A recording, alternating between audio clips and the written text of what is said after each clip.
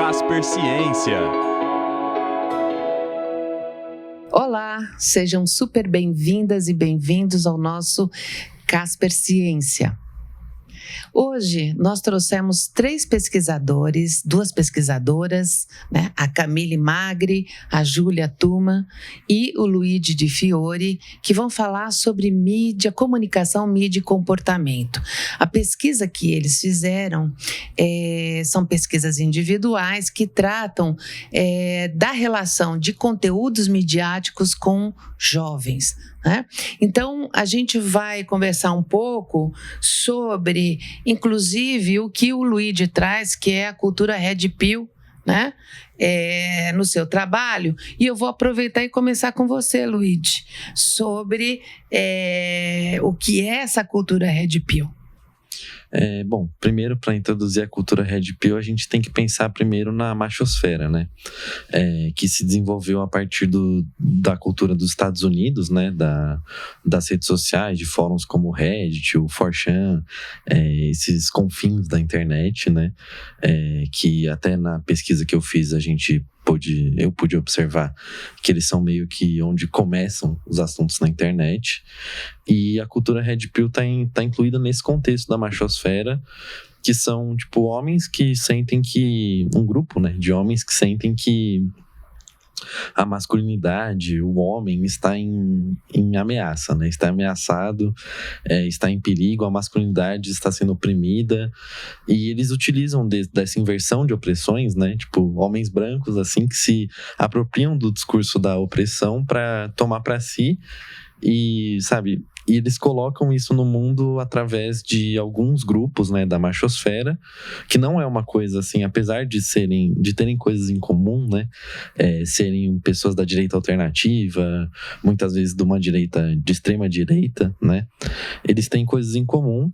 E o Red Pill seria um grupo dessa machosfera, em que eles, inclusive o Red Pill seria, utilizando a metáfora do filme Matrix, né, que eles tomam que o Neo e as pessoas que despertam da Matrix, né, da simulação, tomam uma pílula vermelha e despertam para a realidade. Então esse pessoal da cultura Red Pill, dos Red Pilados, como eles se chamam, eles falam que eles tomaram essa pílula vermelha e despertaram para esse sistema de suposta opressão do homem, sabe? E então eles promovem ideias como, cara, o homem é oprimido... Que foi o tema da tua pesquisa. Sim, Você buscou verificar como essa machosfera, né, se comunica nas redes sociais. Sim, nas redes sociais, e tipo, inclusive inclui na minha pesquisa a presença dessa machosfera, dos Red Pills, sabe, no meio midiático, nas notícias, no debate público, sabe. Trouxe até o caso do que ficou famoso, do Calvo do Campari, por exemplo, que ele tomou assim os jornais e tal, enfim, é uma história que ele recusa tomar um drink com uma moça como um sinal de, tipo, virilidade, de emancipação. Entendi. Da masculinidade. Isso tomou os jornais, tal, viralizou. Aí, tipo, é um pessoal super estranho, porque uma atriz fez uma sátira sobre ele e ele mandou uma ameaça de morte pra uma atriz. Loucura, né? Então, uma loucura a gente saber, né, que as nossas redes sociais, né, as mídias digitais estão aí com situações e comportamentos como esse. Importante você fazer essa pesquisa, e eu queria ouvir então a Camila, depois a Júlia, falando sobre o tema da pesquisa, né, Camila? Você pode falar sobre o tema da sua pesquisa? A minha pesquisa é sobre a série norueguesa Skam, que é uma série voltada para os adolescentes, que eu assisti pela primeira vez em 2020, e eu já gostei muito como forma de lazer e entretenimento. E aí, quando eu tive que decidir o tema da minha pesquisa, eu lembrei dessa série, porque eu acho que é uma série muito diferente das outras pela forma como ela representa os jovens. Eu acho que ela traz um toque assim, realista que acaba ficando muito diferente dos outros produtos sobre jovens que a gente consome, das outras séries, novelas, justamente por trazer questões do dia a dia, questões cotidianas, né? Total. E até assim, isso vai da caracterização dos personagens. Então, por exemplo, eles usam poucas maquiagens, tem marcas de suor evidentes, tem várias coisas que trazem para nós isso da realidade mesmo, né? E que a gente acaba, às vezes, assistindo uma novela, uma série, ou, por exemplo, americana, ou trazendo para o contexto brasileiro uma malhação, né? Que nem existe mais. E que, às vezes, a gente tenta espelhar a nossa vida naquela realidade e não consegue se identificar. Entendi. E eu acho que Scam é diferente porque ela consegue promover essa identificação. E aí, quando eu tinha que escolher o tema da pesquisa, eu falei, não, eu tenho que estudar essa série para ver como ela se relaciona com os jovens de hoje no contexto brasileiro. Então, o foco é essa identificação, né? Essa relação com os jovens. Muito legal a sua pesquisa. Daqui a pouco a gente vai conversar um pouquinho mais sobre, né, como ela foi realizada. E eu, antes disso, quero passar para a Júlia Tuma, que vai falar sobre o tema da pesquisa. Bom, minha pesquisa é como as redes sociais impactam o consumo de música pela geração jovem, a geração Z. E acho que é importante contar para vocês de onde surgiu essa ideia. Eu sempre tive essa dúvida de olhar essa galera mais jovem que eu, mesmo o pessoal da minha idade, que é super antenado em rede social, coisa que eu não sou. Para mim foi uma novidade entender como funcionam algoritmos, por que eles estão ali, como é que coloca a música em vídeo nas redes sociais. Eu sempre tive essa dúvida. E eu achei na Pensei música que essa coisa não acontecia, né, com vocês. Muito legal, muito bom você falar isso, né? E eu via meus primos, eu via meu irmão, meus amigos, todo mundo ali antenado no TikTok, no Instagram, vendo as dancinhas, vendo isso. E eu acho que a origem da pesquisa eu estava querendo estudar essa era das dancinhas, como é que funciona isso. E aí, com o auxílio da minha orientadora, a gente preferiu direcionar para vamos falar sobre música, dancinha, a gente fala em outro momento. Mas foi por que os jovens estão consumindo desse jeito? Como as redes sociais estão impactando os algoritmos, seja de Spotify, YouTube Music, Deezer. Eu tentei explorar isso, acho que colhi resultados legais, assim. Mas a busca foi tentar entender por que as pessoas estão consumindo desse jeito, Sim. O que leva as pessoas a consumirem assim. Velozmente, né? E velozmente, é tudo numa velocidade tão grande assim. Eu acho muito engraçado que, pelo menos até eu decorar uma música, entender que viralizou essa música aqui, começou a tocar muito no rádio, no Spotify, no Recomendados, e é o momento de, ok, agora eu conheço essa música. Nesse meio tempo já lançaram 5 que já são virais, e essa busca por tentar sempre se manter atualizado, acho que foi algo que fomentou bastante o caminho da pesquisa. Muito legal você ter falado, né, desse seu comportamento, essa sua curiosidade, né, para saber como as coisas funcionam, né, mesmo tendo a idade que você tem, tão jovem, né, essa curiosidade e esse desafio da pesquisa. Bom, a gente segue adiante, né, já com os temas todos colocados, para falar um pouco sobre como foi feita a pesquisa. Isso é uma coisa importante quando a gente faz um trabalho de pesquisa, para que a sociedade entenda, as pessoas entendam efetivamente, né, que se faz pesquisa na área da comunicação, né, e como se faz pesquisa na área da comunicação. Então, vou aproveitar que você estava falando, Júlia, e aí vou pedir, né, que vocês pontuem como foi feita a pesquisa. Bom, eu sabia onde eu queria chegar, mas não sabia de onde partir.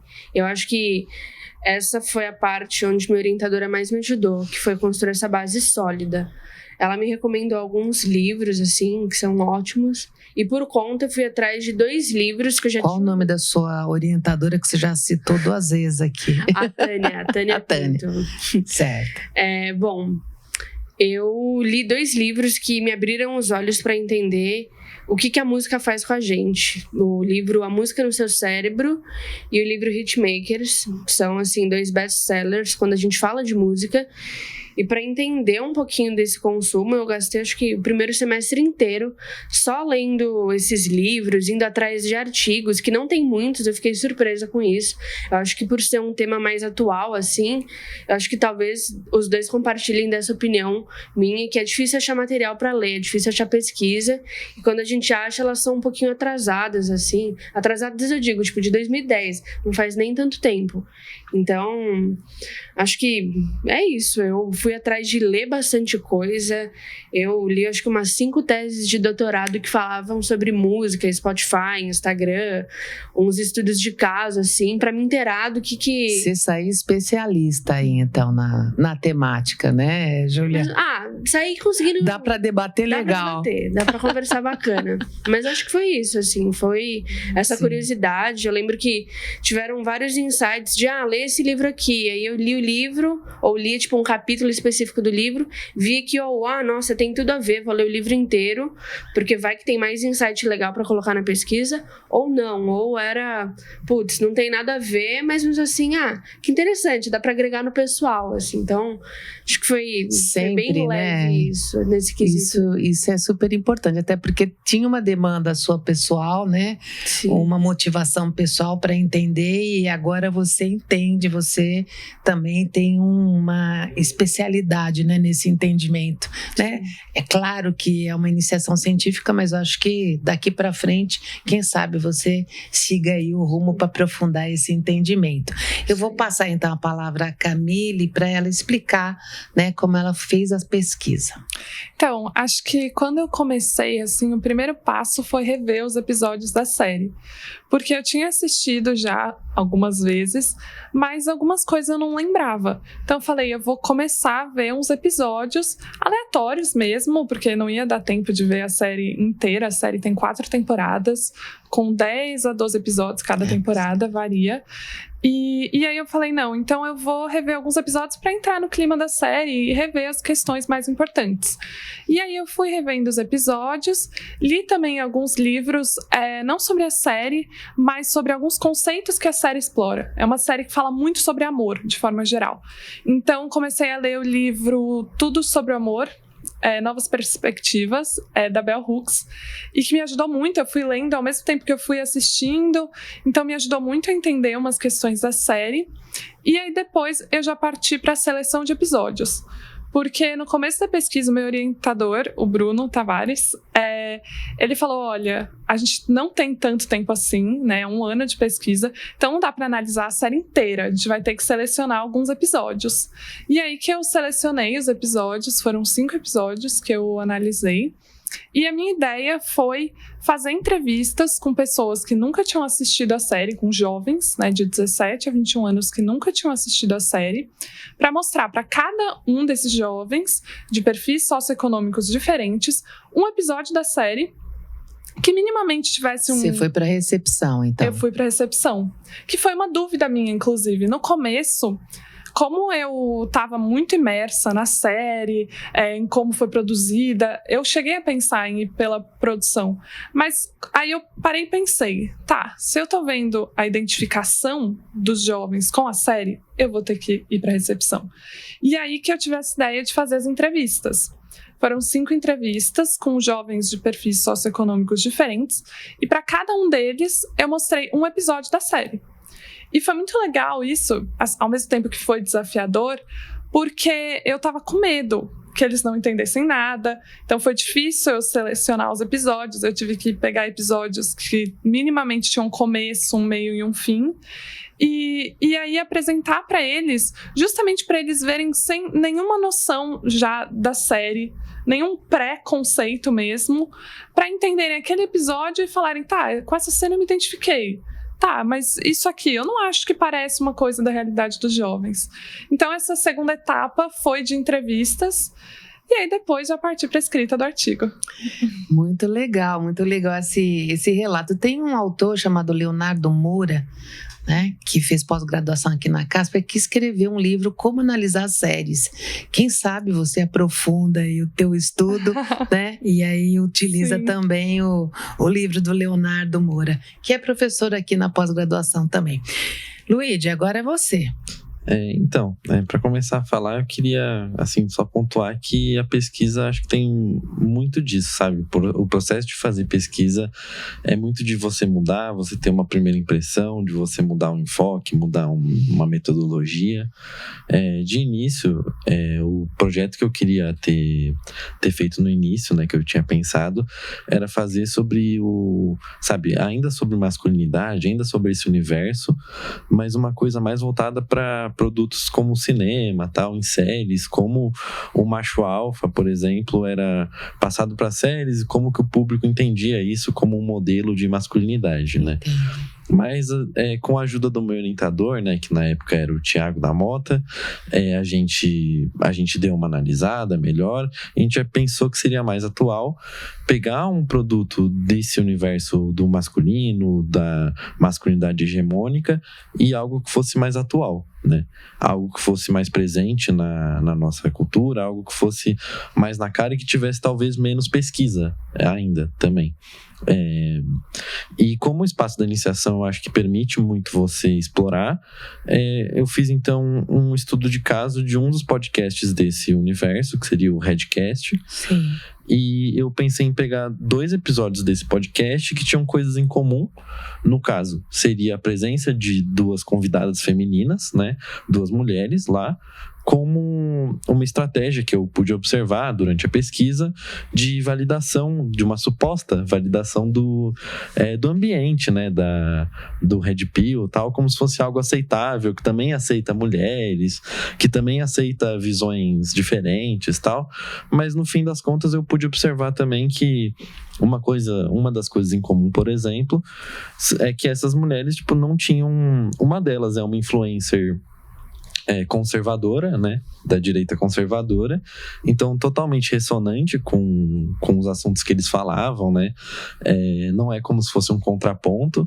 E até uma outra convidada que eles chamaram, do outro episódio que eu fiz a pesquisa, eles até colocaram no título e na thumbnail do episódio como feminista, na real, mas aí você vai observar, assim, é um feminismo, sabe, como que eu posso explicar? Não é bem isso, né? Não é bem isso. É tipo um feminismo meio, sabe, à direita mesmo ainda, sabe? Então, eu, a partir dessa análise, eu peguei, então, analisei esses episódios, né? E no começo da pesquisa, antes de fazer isso, eu também, sabe, peguei um pouquinho o trabalho, por exemplo, da Malena Segura Contreira, do Midiosfera, para, por exemplo, poder entender um pouquinho desse ambiente das mídias, do podcast, né? Antes de ir para o estudo de caso em si, eu acho que me ajudou bastante também na pesquisa. Você falou uma coisa muito, muito certa. Quando a gente faz uma proposta, um projeto de pesquisa, quando a gente inicia, né, no processo da iniciação científica, aquela nossa proposta é um plano de voo, mas às vezes tem uma série de coisas no caminho e a gente precisa ir adequando, verificando as possibilidades, verificando as leituras que existem, né? Como a Julia falou, não tinha tanta referência assim para se pensar o que você estava propondo como foco. Então é muito corrente, muito recorrente, né, essa situação na pesquisa. E é muito legal que vocês vivenciaram isso, vocês foram adaptando conforme também as necessidades. Isso é flexibilidade na pesquisa. E aí, aproveitando, eu vou... o que vocês relataram sobre o tema, diga. Só falando assim uma coisa também pro pessoal que ainda não pesquisou na vida, ainda não fez um projeto de iniciação de pesquisa também. Eu acho que, cara, mais de 80% do que você for ler, de fato, sabe, pesquisar, você não vai utilizar diretamente na sua pesquisa, sabe?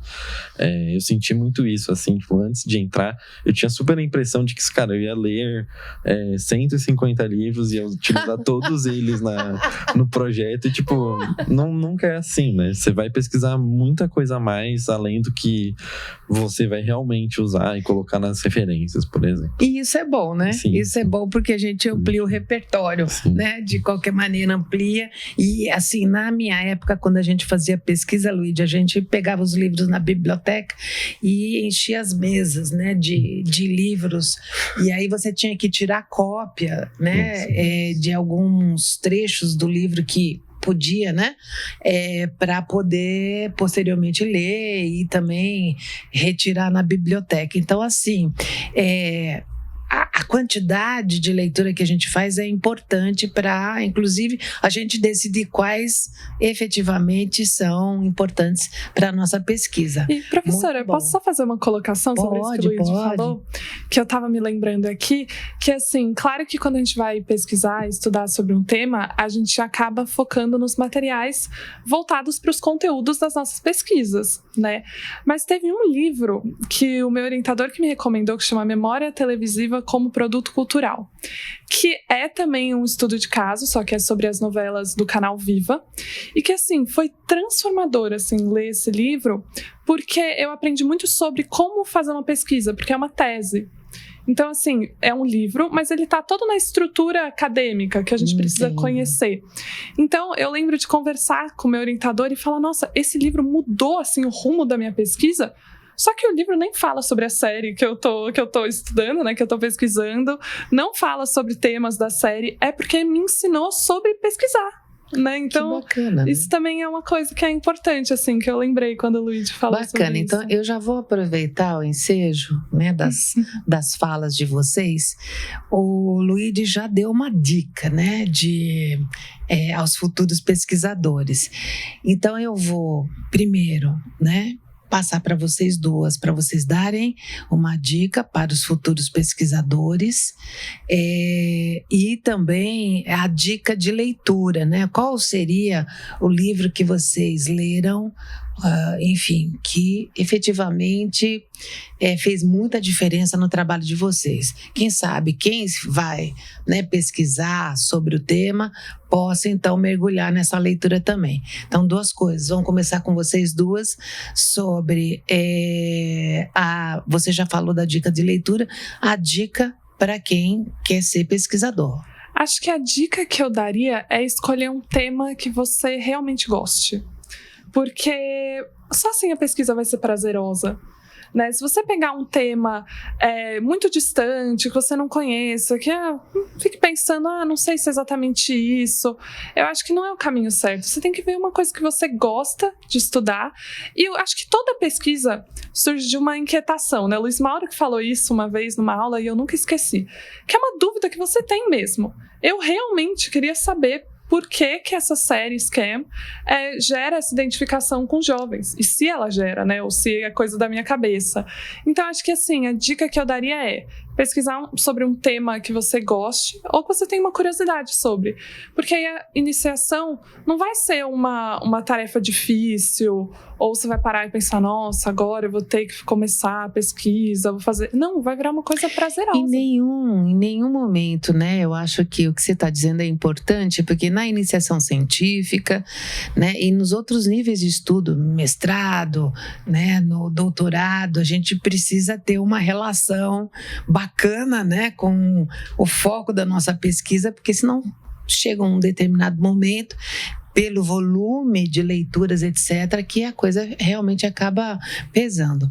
Mas vamos lá, Luíde, você já deu a dica para o futuro pesquisador. Eu queria ouvir uma dica, né, de livro, de leitura, e depois a Júlia vai fazer as duas dicas, né, vai dar as duas dicas. Eu acho que para início de conversa, assim, eu tinha comentado do Midiosfera, eu acho ele um bom livro introdutório, apesar dele ter alguns conceitos meio cabeludos, assim. Então, algumas coisas, por exemplo, que falava de psicanálise, de Jung e tal, que eu não consegui, sabe, no início aproveitar de cara, assim, para para ler, assim, sabe, entendendo tudo exatamente e tal.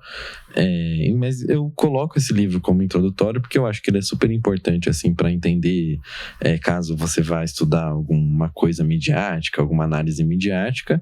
E eu também coloco um outro livro que fez parte importante da minha pesquisa também, que não esteve exatamente presente na análise, mas foi a Era da Iconofagia do Norval Baitello também. Bacana. Que eu acho que foi super importante, assim, para entender um pouquinho mais também do contexto do panorama geral, né? Dando uma dica mais geral aí pra galera. Tá certo. Dicas dadas, né? Com a Camille também. Agora a Júlia. Dica para quem quer fazer pesquisa. Qual a descoberta que você fez nessa tua trajetória de pesquisadora? E segundo, qual livro, enfim, qual a leitura você indicaria?